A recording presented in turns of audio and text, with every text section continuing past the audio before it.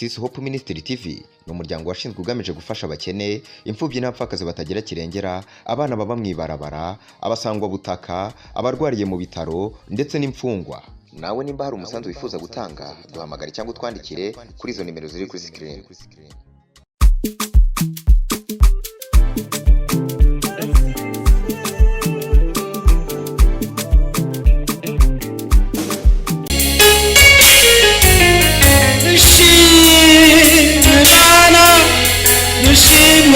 Uhoraho wewe nyen'ingabo zose isi n'ijuru zuzuye ubwiza bwawe wewe nyen'ingabo zose turavye muri Bibiliya tukaraba n'ijuru mana ni wewe wamyeho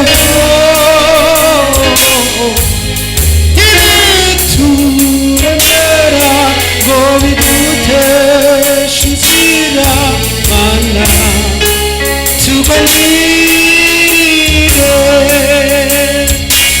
kandi abaramutse amahoro y'Imana nabahe n'ikaze manukanya nino ntiri bivuga ngo ushimwe mana ushimwe uhoraho numva umutima wanje hadudubiza amashimwe weho gute reka ndakwakire kaze muri kino kiganza cyo guhimbaza no gutazira tuje mu kindi gice gikurikira aho nza kuba ndi kumwe na Wizo B hari inyuma ya kamera ariko kandi ku rundi ruhande ndi kumwe na Gwagwaruka mbona biteguye neza kugira ngo batufashe umwanya mwiza wo guhimbaza Imana no gutazira kamuri rusange tutarika ibiganza turamukanye n'abaje kudukurikirana tuvuga tuti shalom shalom shalom shalom shalom shalom shalom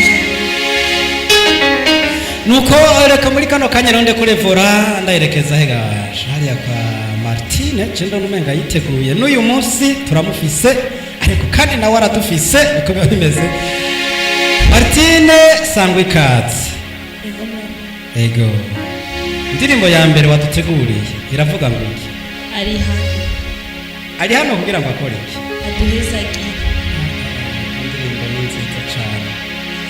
yego Yesu ari hano kugira ngo aduhezagire twipfurize imipfumo ibyo birabaraba wewe Yesu ari hano kugira ngo aduhezagire nuko Martine kaze ni kwawe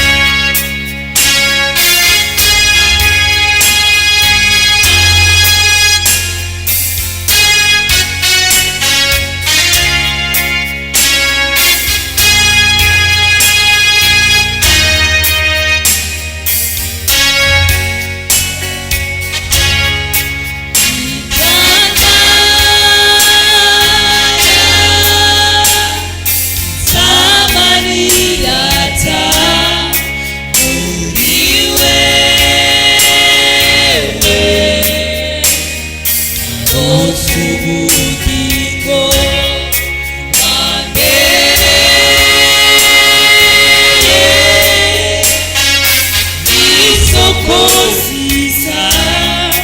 muri wewe ngo narose ubugingo bwa mbere isoko nziza muri wewe ngo nubakire itanga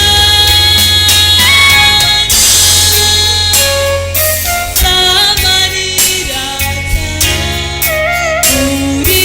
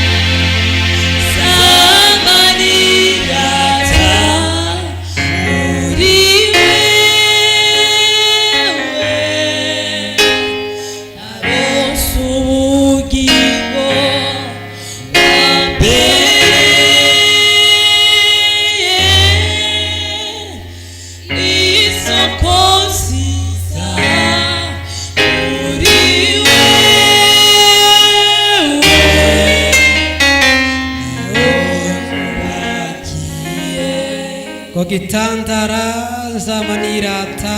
ni Yesu Kristo nta wundi nino ndirimbo tuje dusotera ko kino gice cyacu cyariwe guhimbaza no gutazira dushimire mwebwe twateramanye dushimire Wizobi twari ku munyuma ya kamera dushimire na none rwaruka duteramanye eka tubike banure tuvuga tuti bye bye bye bye.